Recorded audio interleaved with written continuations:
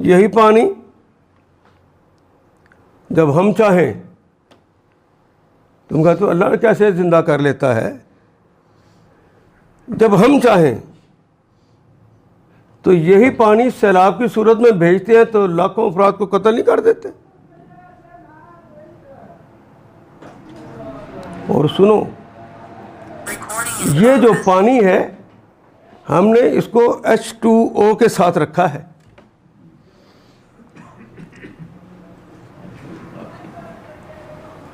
Hydrogen और oxygen से मिला के रखा और एक ख़ास एंगल पे से रखा हुआ है। तुम इसी पे गौर कर लेते अपनी ज़िंदगी के हवाले से।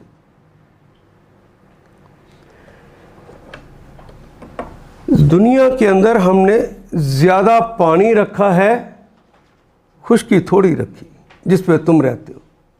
गौर करो, तुम्हारी ज़िंदगी इस पानी से बनाकर हमने, इस पानी के अंदर ही जो दो चीज़ें रखी हैं उनमें से एक हाइड्रोजन है और एक ऑक्सीजन है।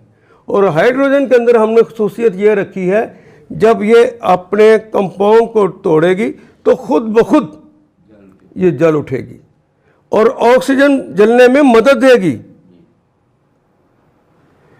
तो जब हम समुद्रों को हुक्म देंगे तो H2O का जो फार्मूला है वो जिस एंगल पे उसे रखा हुआ है उस एंगल से बस उसे हमने तब्दील होने का हुक्म देना है, तो उन्होंने फट जाना है और फट जाने के बाद हाइड्रोजन ने भड़क उठना है और ऑक्सीजन ने उसे भड़कने में मदद देनी है।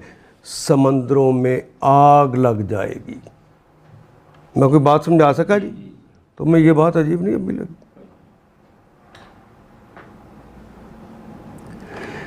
जब जलने का अमल होता है तो ऑक्सीजन ख़त्म हो जाती है। दुनिया की ऑक्सीजन हम ख़त्म कर देंगे तो जितने बॉन्ड्स बने हुए हैं, ये पहाड़ ये खड़े हैं, ये बॉन्ड्स की सूरत में खड़े हैं और बॉन्ड तो ऑक्सीजन की वजह से खड़े होते हैं।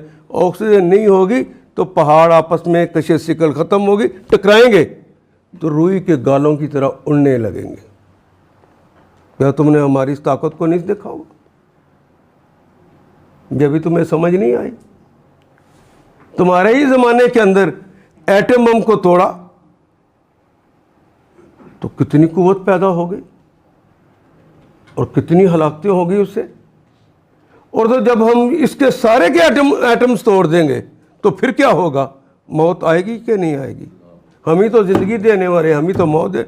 अगर ये सारा कर सकते हैं, तुम्हें दोबारा ज़िंदा नहीं कर सकते? कैसे तुम्हारे दिमाग में ये बात आ?